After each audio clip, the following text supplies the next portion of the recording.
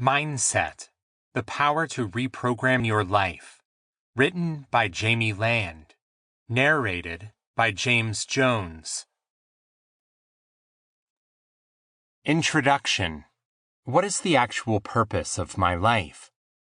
In order to realize the answer to this most important question, to become a parent with our own life, we need to try to connect with that part of ourselves that is found in between the lines of the subconscious and the unconscious mind.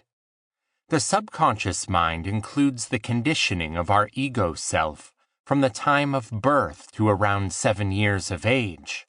It may contain positive and negative information, but it becomes the basis that influences our actions and reactions throughout our entire life. This part of the mind also encompasses unpleasant circumstances that we have normally suppressed after the age of 7. Our unconscious mind holds information relating to the 9 months of gestation prior to our birth, and most importantly, the patterns that affect our thinking brought over from previous lifetimes. Our mind, complex as it is that subtle part of ourself that continues to exist, birth after birth, and forms the identity of our ego, the I part of us. In reality, we are not the ego or the mind. However, it is presently the conditioned, programmed, or brainwashed state of the mind that we perpetually relate to. It is actually an illusion, but a necessary one in order to exist within a body. The present egotistic life is based on 2 assumptions forming our identity that we have previously discussed.